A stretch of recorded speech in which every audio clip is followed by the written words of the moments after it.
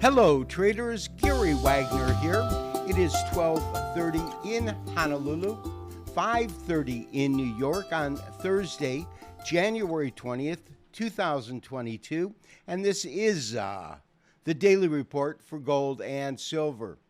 With the exception of gold, the other three precious metals to trade on the futures exchange had moderate to strong gains. Gold futures, basis the most active February, lost $3.40.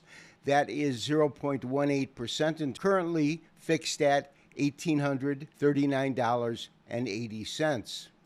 The April gold futures contract gave up $3.50 and is currently fixed at $1,842. So you see there is a $3 spread between the current most active contract and the next front month. February gold as well as spot gold, this being the current price of Forex gold, are coming into alignment with the current fix of Forex gold at $1,838.40. GLD did have a fractional decline today of 43 cents per share, or 0.25%, taking each share to $171.65. Palladium futures continue to be the front-running precious metal, not only in terms of its price, $2,065, but over the last 3 days, when we compare the open on Tuesday to the current fixed price today, has had a net gain of 9.78%. Platinum gained 1.45%. It is currently fixed at $1,043.30.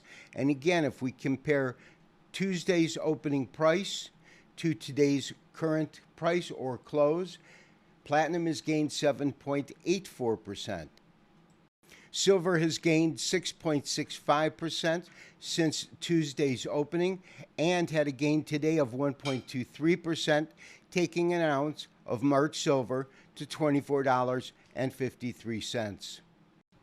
It is not unusual after a solid upside move, as we witnessed in gold yesterday, that the following day we would see it consolidating a bit with a small retracement. You can see that it is just below the closing price of yesterday's action. However, what is most interesting to me is the fact that we have these tremendous rises across the board in the precious metals complex, with the Federal Reserve almost certainly announced liftoff or the beginning of a series of interest rate hikes, factoring in 3 to possibly 0.25% interest rate hikes this year, and then 3 interest rate hikes the following year, 2023, to have the precious metals continue to move higher. In the case of palladium and platinum, potential for geopolitical uncertainty between Russia and the Ukraine, and the vast majority of platinum and palladium being mined in Russia. In the case of silver, I see that as really a technical bounce, as it broke above some major and key levels of resistance, and gold reacting as an inflationary hedge. What that tells me is that for the large part, market participants either believe that the Federal Reserve will soften their more hawkish tone, or that their plan to initiate 3 to 4 rate hikes this year and 3 next year will not reduce the overall level of inflation to any great extent. In terms of our current technical studies and support and resistance levels, I do see the first level of real resistance coming in at approximately $1,850.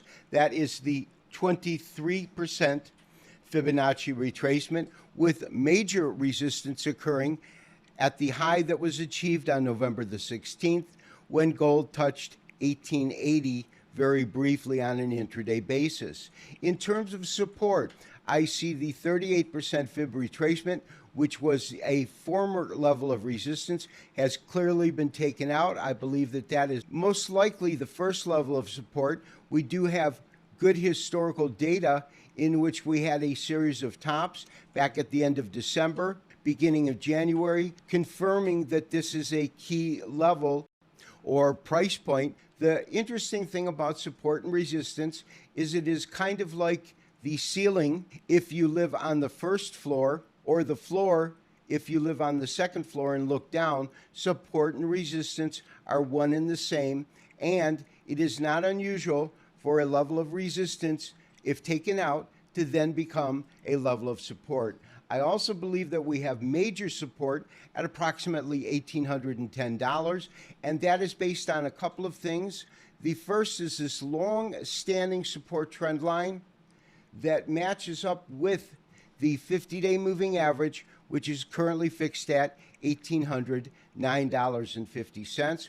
We want to see how the market reacts. With the upcoming FOMC meeting, that is our largest caveat, because when we look at the market historically, the last two concluding days of the FOMC meetings, here is the November and here is the December meeting, both resulted in large red candles, meaning it closed well below the opening price with a lower low and a lower high than the previous day.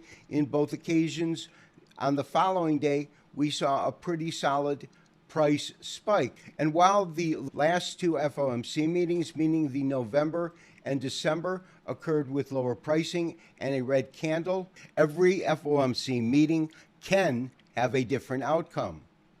There is a strong possibility that we have entered a bullish trend through the eyes of a Heikin Ashi chart, which I've just put up, this based on our daily candles. We have our pivotal candle that occurred on Tuesday. It is today's candle that is a solid, large-bodied candle with no lower wick. That is the strongest indication that we are once again returning into rally mode. As you know, we pulled profits the other day, roughly $14 from current pricing. We are looking for the proper place to position ourselves again from the long side. We will send out an appropriate trade alert once we believe it is time to initiate that trade. This has been Gary Wagner, wishing you, as always, good trading. We will talk to you tomorrow for the weekly wrap-up and review. Bye-bye.